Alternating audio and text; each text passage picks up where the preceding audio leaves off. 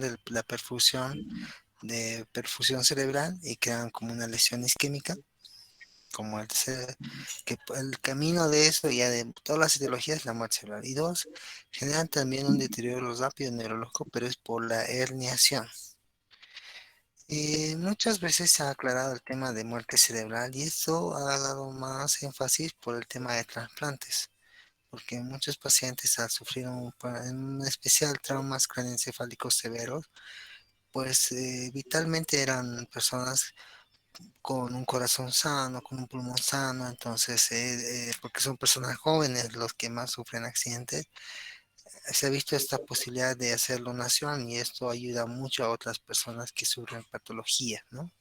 Entonces, se trata de aclarar esta situación con criterios y guías. Bueno, el concepto de muerte encefálica hablamos que tiene que haber una disminución, un cese irreversible de todas las funciones neurológicas intracraneales de los hemisferios cerebrales y que obviamente no exista ninguna función que tanto en el tronco como el cerebelo o médula no tiene que haber ninguna función y esta es reconocido del individuo por la comunidad científica y mayoría de las legislaciones. Por eso hay muchos lugares donde se realiza un comité específico para poder determinar la muerte encefálica y así proceder al paso de trasplantes. Por ejemplo, pueden ser sacar córnea, sacar el globo ocular, corazón, pulmones, hígado, varias cosas que se pueden trasplantar, riñón también. Obviamente, criterios neurológicos van a estar presentes. Estos son los, por ahí Moraes, uno de los que más investigaba hace mucho tiempo acerca de la parte de muerte encefálica y que tiene relación, obviamente, más que todo en las unidades de cuidado intensivo. Les presento tres ejemplos de tres pacientes. El primer paciente es un paciente joven, él tiene 28 años. Vemos, él está despierto, res- responde. ¿Escuchan el audio, doctores? ¿Me, me No muy bien, confirmas? doctor. ¿Pero se Está escucha? como interferencia. Bueno, a ver, vamos a intentar.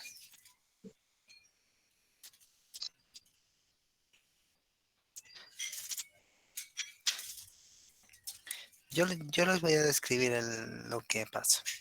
Pues han visto que hay una leve reacción, le estoy preguntando al paciente y el paciente no tiene apertura ocular porque tiene un edema generalizado a nivel de los globos oculares con quemosis.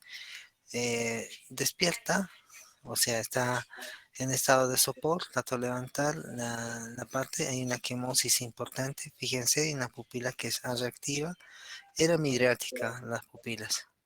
Provocamos igual, midriática reactiva, impresionada como una leve asimetría con la anisocoria. Le pedimos que trate de mover los ojos y una oftalmoplejía. Este paciente venía con cefalea, fiebre y rápidamente hay una progresión de los síntomas neurológicos con deterioro del estado de conciencia. Al examen físico, rigidez de nuca fuera de la oftalmoplejía, la quemosis que tenía, la proptosis. ¿En qué pensarían, doctores? ¿Alguien quiere comentar? Meningitis, doctor, por la rigidez de nuca. Sí, hay una neuroinfección con datos de meningoencefalitis porque había también confusión, deterioro del sensorio, no había convulsiones, pero rápidamente progresó a pesar de que hicimos una punción lumbar, de que hicimos toda una terapia y el paciente falleció, por ejemplo. Posteriormente entró en muerte encefálica y falleció. Otro ejemplo. Esta paciente está en coma, no me responde nada, tratamos de ver. ¿Y qué es lo que llama la atención? ¿Alguien quiere comentar qué le llama la atención en el paciente? Voy a volver a pasar el video sin sonido. ¿Alguien quiere comentar? Doctor, buenas noches. Serían las sinergias ahí instaladas en la paciente. ¿Cómo, Doc? ¿Qué término utilizaste, perdón? Las sinergias me parecía, pero ahora que veo bien es la postura de decorticación. No, no es doctor, son movimientos. Si te fijas bien, hay movimientos clónicos en la mitad de la cara y movimientos clónicos en la mano, Ah, entonces no sí, así en el aquí. pie. Esto es sugestivo de crisis focales. El paciente está en coma, pero está con crisis. Tenía un tumor, hacía crisis focales, pero también un deterioro significativo del estado de conciencia. Neuroinfección, tumor. Vemos otro video. Fíjense la respiración. ¿Escuchan? ¿Se escucha el video, el audio o no mucho? No mucho. No, doctor. Bueno, le estamos tratando de estimular. No hay respuesta, no hay respuesta, entonces tratamos de ver las pupilas, hay desviación de la mirada, impresionaría hacia el lado derecho, como una leve desconjugación cuando tratamos de verlo. Reflejo corneal está ausente. Ahí parece tener un poco del lado derecho. Tratamos de hacer movimientos oculocefálicos para ver una leve reacción ahí a los movimientos oculocefálicos. Y ese paciente estaba con una hemorragia extraordinaria, rigidez de nuca. ¿Qué es lo que pasa? Este es el problema. Hay una lesión, esa lesión genera edema e hipertensión endocraniana, lo que es lo que hemos hablado, el resultado de esto, una disminución del flujo sanguíneo cerebral, por consecuencia hay una lesión de tipo vascular isquémica, pero obviamente por disminución de la perfusión cerebral y del flujo sanguíneo cerebral, y herniaciones si hay lesiones de masa, que es lo que hablábamos en coma y es lo que hablábamos en hipertensión endocraniana. ¿Qué requisitos deben tener para decir que tiene una muerte encefálica? Pues tiene que haber una evidencia clínica, o sea, clínica y una neuroimagen de una injuria cerebral catastrófica. Tiene que excluirse otro tipo de alteraciones o condiciones que puedan generar una confusión, como por ejemplo una hiponatremia, por ejemplo. De alguien su audio creo que está prendido. Se escucha ahí. Después tiene que haber, obviamente, que no debe haber o encontrarse la intoxicación por drogas u otros. La temperatura debe ser mayor a 36 grados. Y la presión tiene que tener una buena presión mayor a 100. Al examen físico, obviamente, el paciente va a estar en coma. Tiene que haber ausencia de todo lo que son las respuestas motoras, incluido estímulo doloroso, o ya sea en la nuca, pero tiene que haber ausencia. Ausencia, por ejemplo, también ausencia de lo que son posturas de decorticación y de celebración. Ausencia de reflejo pupilar, ausencia de reflejo corneal, ausencia de reflejo oculocefálico, ausencia de casi todos los reflejos, incluyendo el reflejo plantar. Todos los reflejos no tienen que estar presentes. Ninguno de esos. Puede hacer un test de apnea también que tiene que demostrar que no hay una respuesta. Y vemos la neuroimagen, cómo se ve la neuroimagen catastrófica. Acá vemos una tomografía axial de cráneo sin contraste, donde vemos un edema, un bosamiento de surco generalizado con una hiperdensidad y habla de una hemorragia extraordinaria masiva con lesión difusa. Entonces esto es una imagen de un paciente que obviamente ha sufrido este evento y que es catastrófico, donde no progresa, ella progresa a una muerte encefálica. ¿Cómo evidenciamos? Pues fácil. El primer ejemplo, una hipodensidad cortico-subcortical masiva a nivel frontoparietal que es compatible con infarto masivo. Acá vemos una imagen hiperintensa en un patrón heterogéneo bilateral frontal con áreas de hipodensidad sugerentes de un trauma craneoencefálico con hemorragia y isquemia. Acá evidenciamos una hematoma subdural con efecto de masa y desplazamiento del sistema ventricular y colapso. Acá lo mismo, una hemorragia intraparenquimatosa con desplazamiento de línea. Estos suelen crear herniaciones y esos ponen en riesgo la vida. O una hemorragia a nivel de tálamo con vuelco ventricular creando una hidrocefalia. Entonces son ejemplos de lesiones cerebrales que son agudas y son catastróficas. Lo mismo a nivel de un trauma. Esto tiene que ver con lo que hemos evaluado en coma, que hay que siempre repetir. La fase diencefálica y pérdida de concentración, somnolencia progresiva, pero el examen de loco va a mostrar que obviamente va a haber una respiración de tipo China Shock, o puede ser normal, las pupilas son generalmente isocóricas intermedias, los reflejos oculocefálicos no están alterados y puede haber reflejo de Babinski. Cuando es mesencefálica, pues o diencefálica tardía, también puede haber las pupilas mióticas en algunos pacientes y rígidas y de corticación. Mesencefálica, pues vamos a hablar como este que tiene una tosis, que son irregulares y pierde el reflejo fotomotor de ese lado, igual que los reflejos oculocefálicos a este nivel. Protuberancia, las pupilas son puntiformes, respiración de tipo amnéusica. Y la fase vulvar o respiración de Biop que puedan estar presentes. Reflejo motor es importante, evalúa una respuesta y una vía del segundo par, va al mesencéfalo, vuelve por el tercer par. Reflujo oculocefálico tiene intervención de tanto del octavo par como también de los también como de los pares oculomotores. Pruebas calóricas donde vemos que se aplica una respuesta normal con calores que vaya hacia el mismo lado de estimulación con calor, y cuando es frío, pues cuando hay una paresia, por ejemplo, oculomotora, entonces vamos a ver que uno va y el otro se queda, o una respuesta negativa de ambas. Bueno, el giro generalmente es horizontal, a ambos, la cabeza a ambos lados. Ojos inmóviles, a veces aparecen lo que llamaban ojos de muñeca, porque antes las muñecas solo estaban pintados los ojos.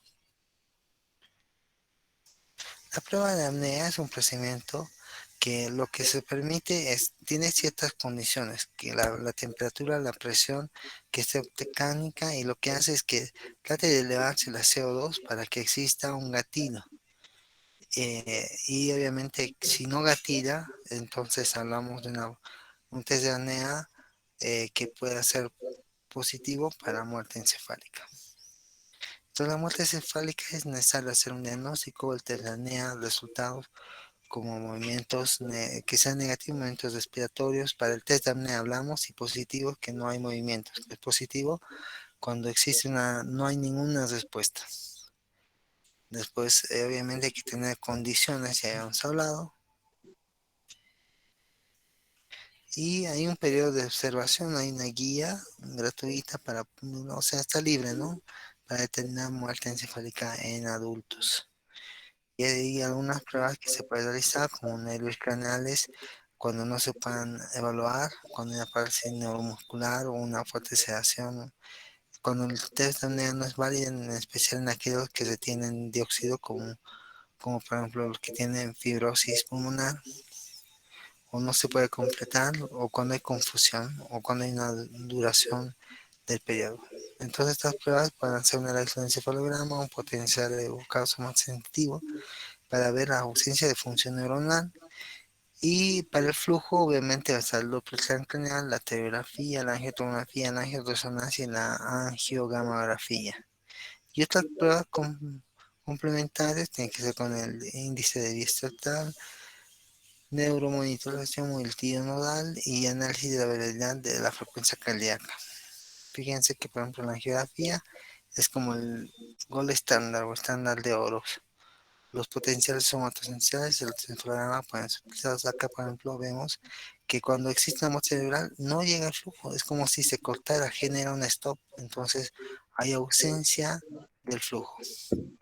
A nivel de la Doppler transcranial va a haber un flujo reverberante, o sea que es que como si fuese una parte inferior, y eso obviamente correlaciona con la arteriografía o en espigas históricas. Entonces, flujo reverberante, una opción, espigas o ausencia que existe. Estos son los dos parámetros.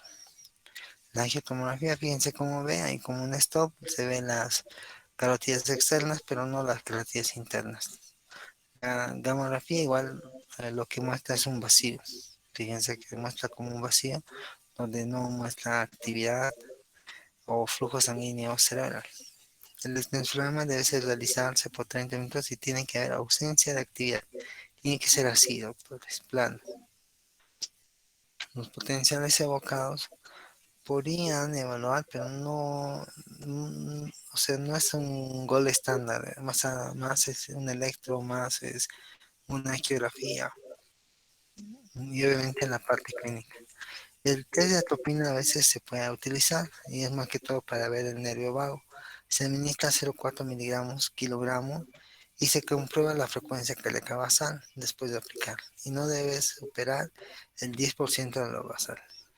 Cuando hay una muerte encefálica, cuando es lo normal va aumentando la frecuencia cardíaca y cuando es una muerte no hay respuesta para nada en relación a la atropina. Diagnósticos, pues pueden haber algunos diagnósticos erróneos, por ejemplo, como el síndrome de encrustamiento, que es una lesión muy importante, o Guillain-Barré en algunos casos, o también algunos bloqueadores neuromusculares. La hipotermia y la intoxicación por drogas. ¿Alguna pregunta por el tema? Doctor, ¿y cómo se diferencia la muerte encefálica del síndrome de enclaustramiento y de Guillain-Barré, doctor? Fácil, pues el electroencefalograma va a mostrar una actividad. Por ejemplo, el síndrome de enclaustramiento no va a poder hablar, pero sí puede haber movimientos oculares. Sí va a haber, por ejemplo, reflejo corneal, pupilar, porque es una lesión a nivel de la protuberancia en la parte anterior. Es trágico, cuando alguien tiene eso ya es muerte segura. Y el Guillain-Barré en algunas formas, no en todas, pero obviamente va a haber reflejos como corneales, va a haber reflejo fotomotor, porque eso no va a estar intervenido. Alguna variante sí, como el Miller-Fisher, pero por ejemplo un electroencefalograma puede mostrar que hay actividad sin ninguna alteración. ¿Alguna otra pregunta? Gracias, Sí, doctor. doctor. Buenas noches. Eh, Quería saber más o menos qué tiempo después de haber sido suspendidos los medicamentos se podrían hacer unas pruebas de evaluación del estado cerebral en un paciente, por ejemplo, que ha estado en UCI. Esos pacientes han estado usados con rocuronio, con propofol. Entonces, he visto algunas veces sí casos que han, digamos, decretado muerte cerebral. Pero, ¿qué tiempo sería, digamos, un aproximado el prudente para ser evaluados adecuadamente? 48 horas, doc. Tiene que estar sin analgesia 48 horas. Y obviamente si tiene una función renal, si tiene una función hepática que esté bien, ¿no? Porque una misma depresión de sensorio pueden llegar, por ejemplo, la encefalopatía hepática, puede llegar a coma, por ejemplo, pero no a muerte encefálica. Nosotros vamos a decir muerte encefálica cuando existe ausencia de todo. Tú dices, oye, el paciente no despierta. A ver, lo revisaremos. Pupilas mediáticas reactivas. Reflejo corneal ausente, óculos cefálicos ausentes. Escucha, te empieza a cuestionar y dices, no, parece que tiene alguna lesión. Le hagamos una neuroimagen. Hace una neuroimagen, pues suele haber siempre un evento catastrófico. ¿No? Generalmente es raro tener un paciente. Si el paciente, por ejemplo, tuviese, por ejemplo, una tomografía normal, piensa en otra cosa. Por ejemplo, puede ser una hiponatremia, una hipoglucemia, un estatus epiléptico que no muestra una injuria cerebral catastrófica. Y en relación a las drogas que utilizan a los sedantes, pues hay que darle un tiempo para que pueda lavarse la medicación. 48 horas es la recomendación de la guía. ¿Otra pregunta? No Gracias, doctor.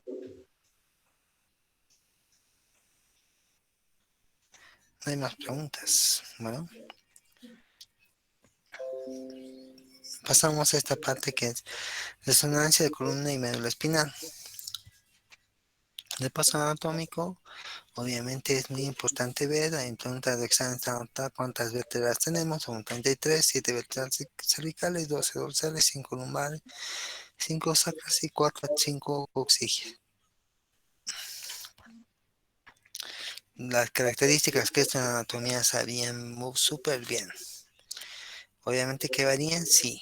Por ejemplo, en relación a los neuroforames y también cómo están conformados, pero es muy importante conocer la estructura y anatomía.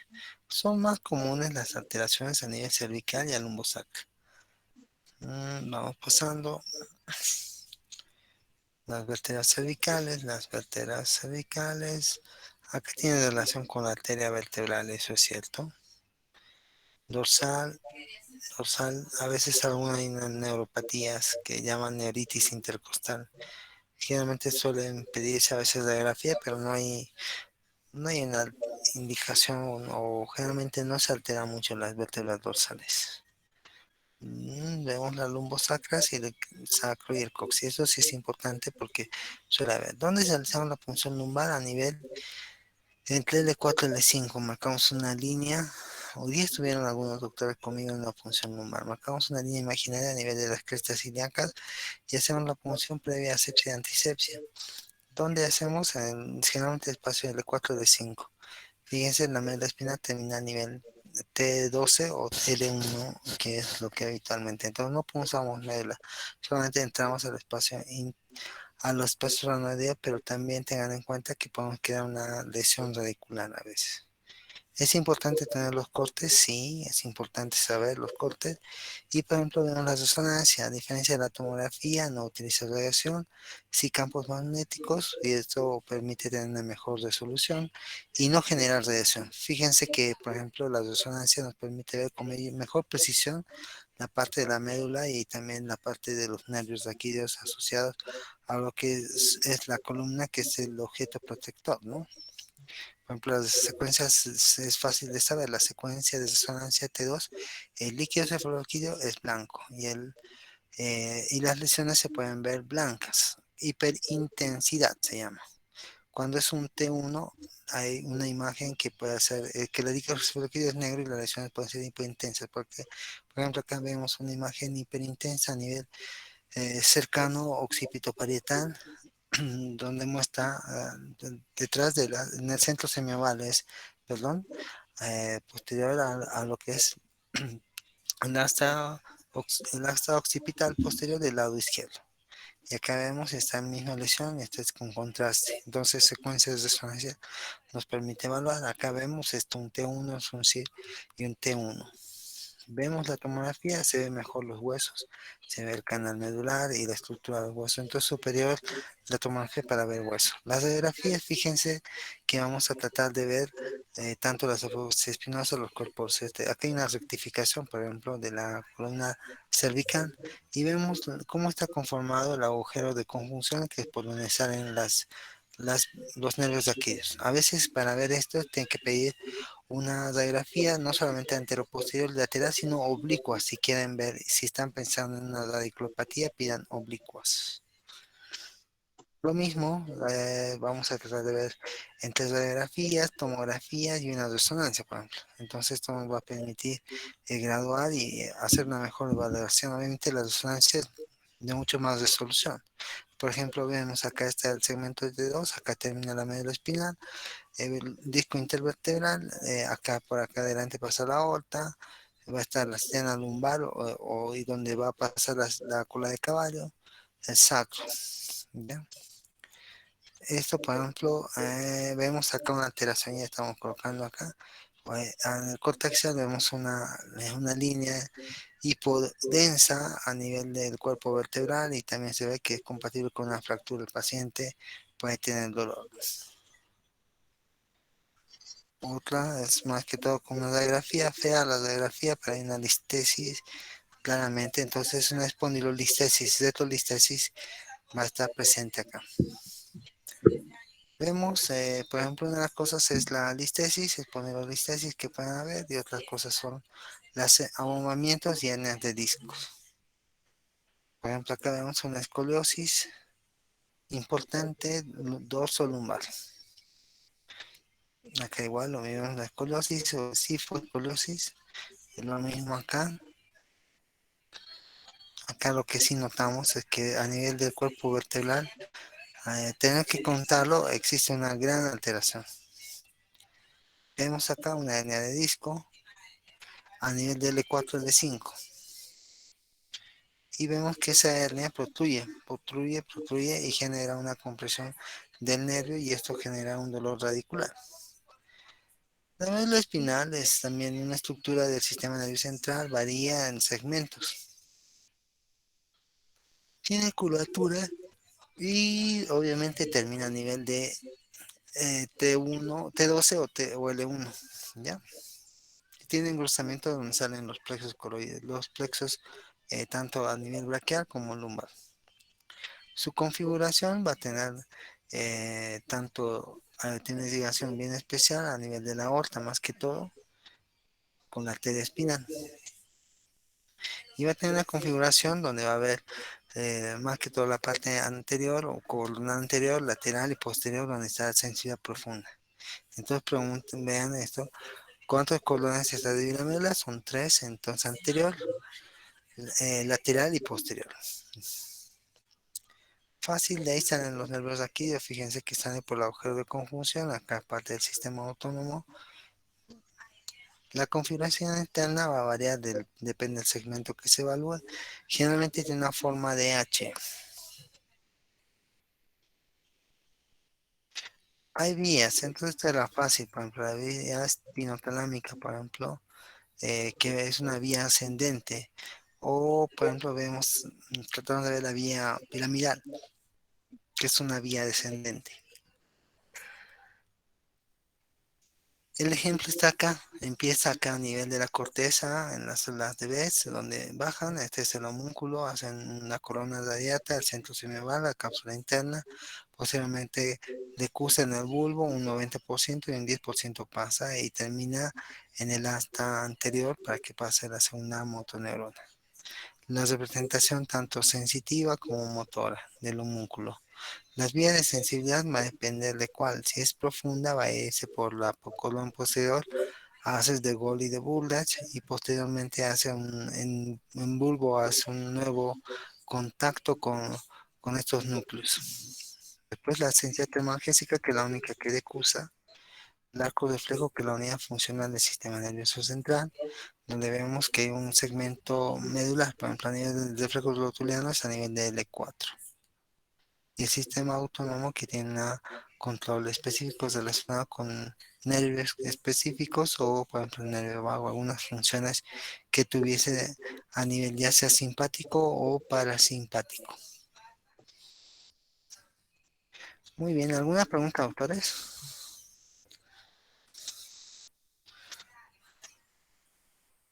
¿No?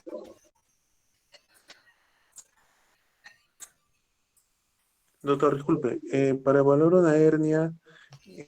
eh, una hernia de núcleo pulmonar, en este caso, tenemos que verla en T2 o en T1. ¿Cuál es digamos, las guías? ¿Qué es lo que recomiendan? No, se evalúa todo, doc. Se evalúa todas las secuencias, pero se observa mejor en T2 y en una secuencia STIRS también, para poder hacer una mejor evaluación. Por ejemplo, acá vamos a tratar de ver. Por ejemplo, esa es una secuencia T2. Siempre hay que evaluar tanto la parte sagital como la parte axial, ¿ya? Y obviamente para anular todo, por ejemplo, esta secuencia donde permite verte la hernia. Vemos, este es un T2, es una tomografía, ¿ya? ¿Alguna otra pregunta?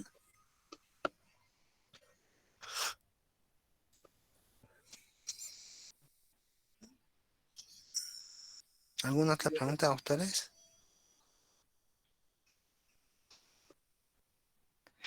Bueno, doctor, la próxima semana creo que es su examen, ¿no? El Sí, 13 doctor. de abril, doctor. 13 de abril. ¿Va a ser presencial o virtual?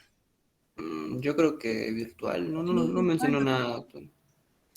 Bueno, Doctor, un bueno, favor. sí, ¿Usted cree que nos podría facilitar sus diapositivas, por favor? sí, yo creo que sí, no hay problema. Y Oye, las vamos a gracias. enviar al grupo, ¿ya? Está bien, doctor, gracias. Muy bien. Bueno, doctores, estamos en contacto. Por favor, vengan a practicar los que están. Y si no van a venir, avisen, así convocamos a otras personas que puedan, que quieran venir. Bueno, muy bien, hasta luego, doctores. Hasta Hasta luego. luego, gracias. Buenas tardes. Gracias, doctor. Hasta luego. Luego, doctor.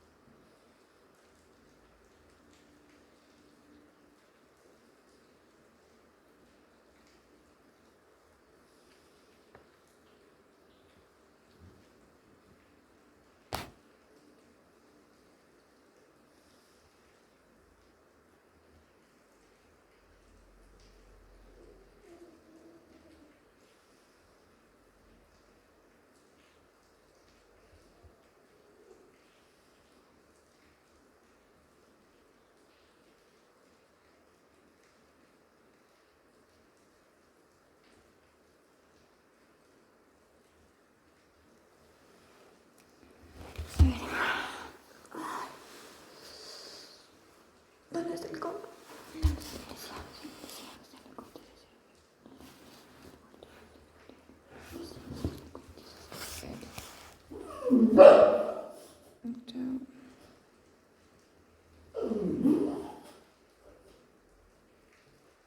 Chao.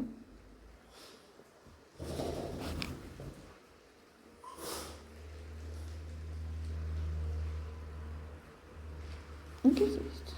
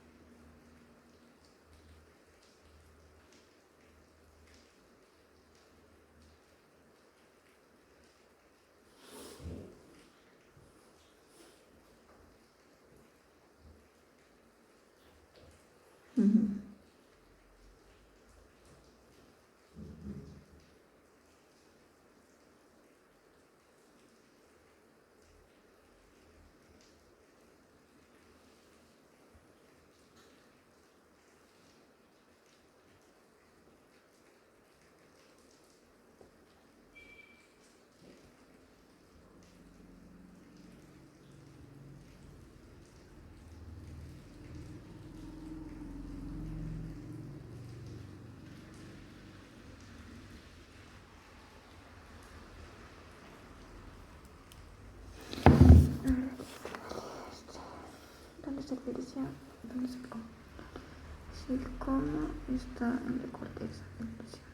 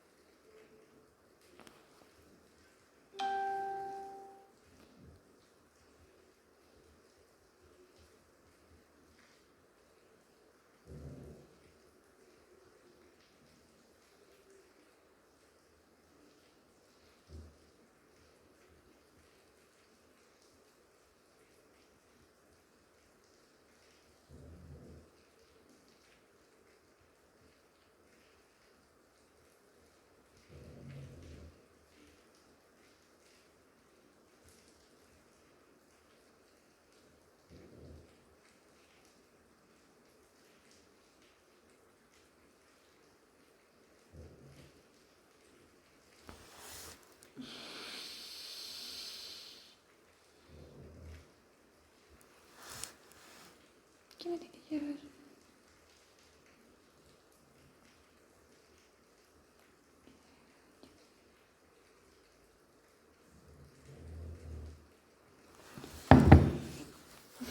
Debería ser de corteza. Cerebro de corteza.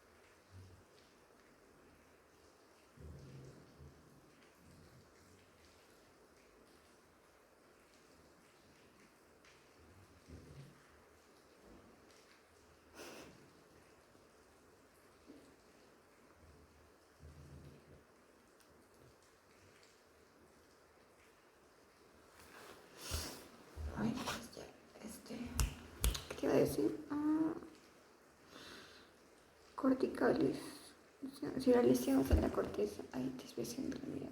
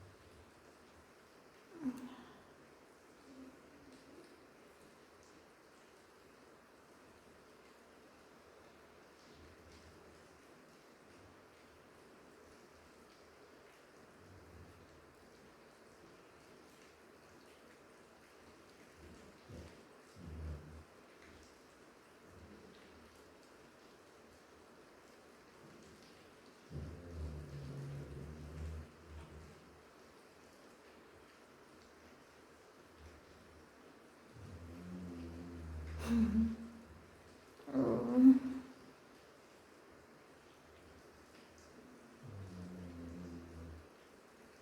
qué bien.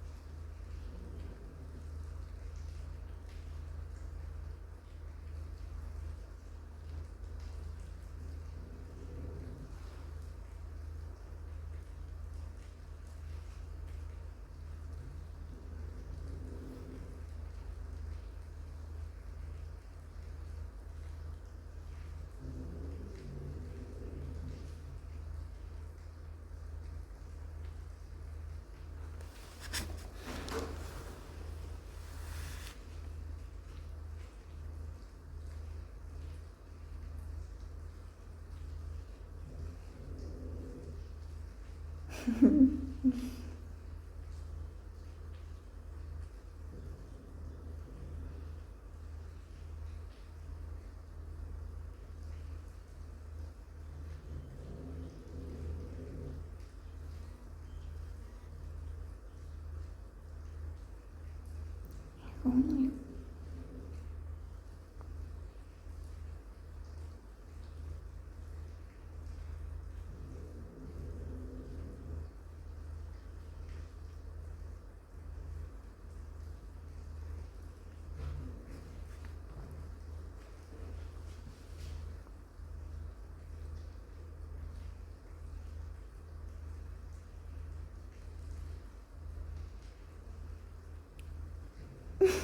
Ay, no me deja. Hay que llenar esa ganadería de verdad, son muy tristes. Qué Dios.